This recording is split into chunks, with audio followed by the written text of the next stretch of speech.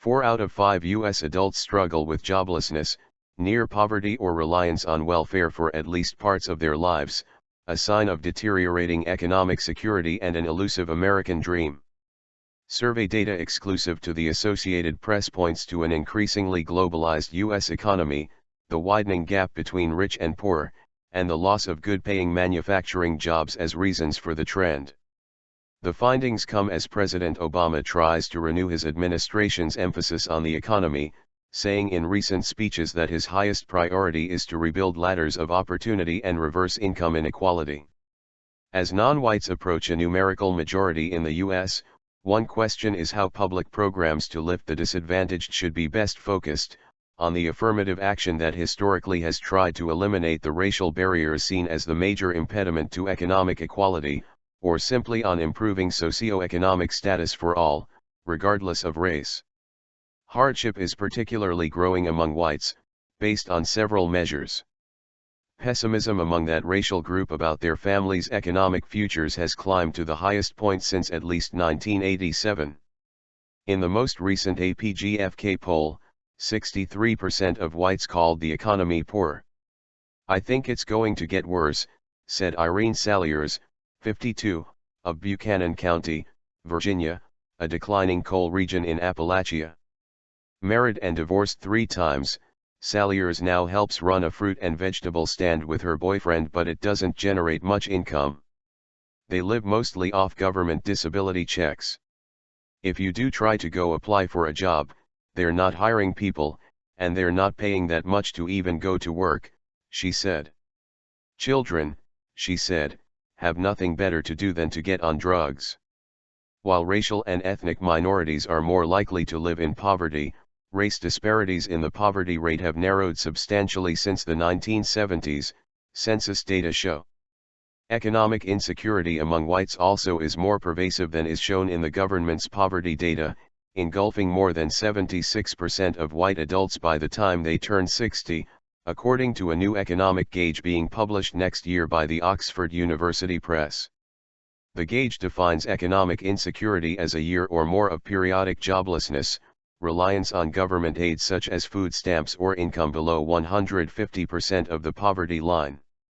Measured across all races, the risk of economic insecurity rises to 79%. Marriage rates are in decline across all races, and the number of white mother-headed households living in poverty has risen to the level of black ones. It's time that America comes to understand that many of the nation's biggest disparities, from education and life expectancy to poverty, are increasingly due to economic class position, said William Julius Wilson, a Harvard professor who specializes in race and poverty. He noted that despite continuing economic difficulties, minorities have more optimism about the future after Obama's election, while struggling whites do not. There is the real possibility that white alienation will increase if steps are not taken to highlight and address inequality on a broad front, Wilson said. Nationwide, the count of America's poor remains stuck at a record number, 46.2 million, or 15% of the population, due in part to lingering high unemployment following the recession. While poverty rates for blacks and Hispanics are nearly 3 times higher, by absolute numbers the predominant face of the poor is white. More than 19 million whites fall below the poverty line of $23,021 for a family of 4, accounting for more than 41% of the nation's destitute, nearly double the number of poor blacks. Sometimes termed the invisible poor by demographers, lower-income whites generally are dispersed in suburbs as well as small rural towns, where more than 60% of the poor are white. Concentrated in Appalachia in the east, they are numerous in the industrial Midwest and spread across America's heartland, from Missouri, Arkansas and Oklahoma up through the Great Plains. Buchanan County in southwest Virginia is among the nation's most destitute based on median income, with poverty hovering at 24%. The county is mostly white, as are 99% of its poor. More than 90% of Buchanan County's inhabitants are working-class whites who lack a college degree. Higher education long has been seen there as non-essential to land a job because well-paying mining and related jobs were once in plentiful supply. These days many residents get by on odd jobs and government checks. Salyer's daughter, Renee Adams, 28, who grew up in the region, has 2 children. A jobless single mother, she relies on her live-in boyfriend's disability checks to get by. Salyers says it was tough raising her own children as it is for her daughter now, and doesn't even try to speculate what awaits her grandchildren, ages 4 and 5. Smoking a cigarette in front of the produce stand, Adams later expresses a wish that employers will look past her conviction a few years ago for distributing prescription painkillers, so she can get a job and have money to buy the kids everything they need. It's pretty hard, she said. Once the bills are paid, we might have $10 to our name. Census figures provide an official measure of poverty, but they're only a temporary snapshot that doesn't capture the makeup of those who cycle in and out of poverty at different points in their lives. They may be suburbanites, for example, or the working poor or the laid off. In 2011 that snapshot showed 12.6% of adults in their prime working age years of 25 to 60 lived in poverty.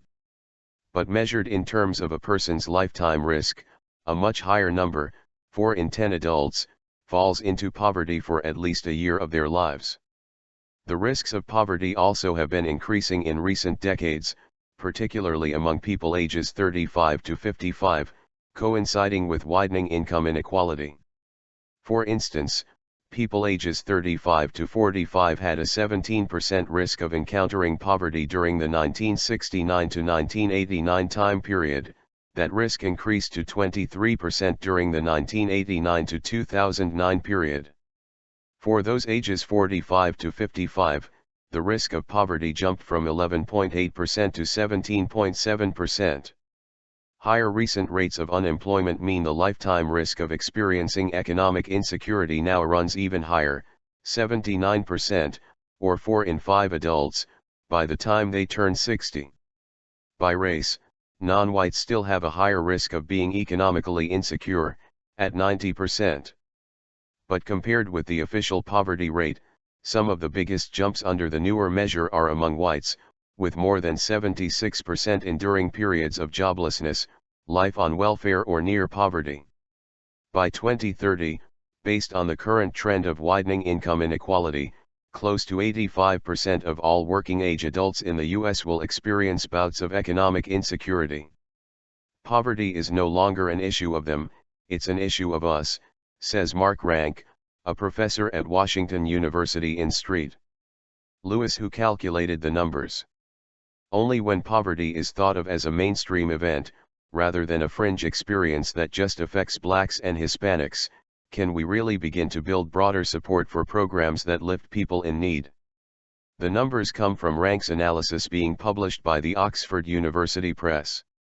They are supplemented with interviews and figures provided to the AP by Tom Herschel, a professor at Cornell University, John Iceland, a sociology professor at Penn State University, the University of New Hampshire's Carsey Institute, the Census Bureau, and the Population Reference Bureau. Among the findings, for the first time since 1975, the number of white single-mother households living in poverty with children surpassed or equaled black ones in the past decade, spurred by job losses and faster rates of out-of-wedlock births among whites. White single-mother families in poverty stood at nearly 1.5 million in 2011, comparable to the number for blacks. Hispanic single-mother families in poverty trailed at 1.2 million.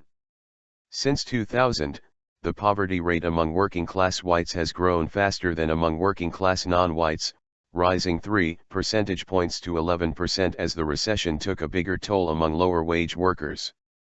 Still, poverty among working-class non-whites remains higher, at 23%.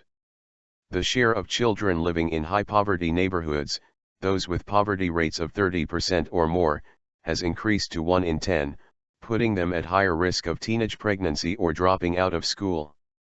Non-Hispanic whites accounted for 17% of the child population in such neighborhoods, compared with 13% in 2000, even though the overall proportion of white children in the U.S. has been declining. The share of black children in high-poverty neighborhoods dropped from 43% to 37%, while the share of Latino children went from 38% to 39%. Race disparities in health and education have narrowed generally since the 1960s. While residential segregation remains high, a typical black person now lives in a non-majority black neighborhood for the first time. Previous studies have shown that wealth is a greater predictor of standardized test scores than race. The test score gap between rich and low-income students is now nearly double the gap between blacks and whites. Going back to the 1980s, never have whites been so pessimistic about their futures, according to the General Social Survey, a biannual survey conducted by NORC at the University of Chicago. Just 45% say their family will have a good chance of improving their economic position based on the way things are in America. The divide is especially evident among those whites who self-identify as working class. 49% say they think their children will do better than them, compared with 67% of non-whites who consider themselves working class, even though the economic plight of minorities tends to be worse.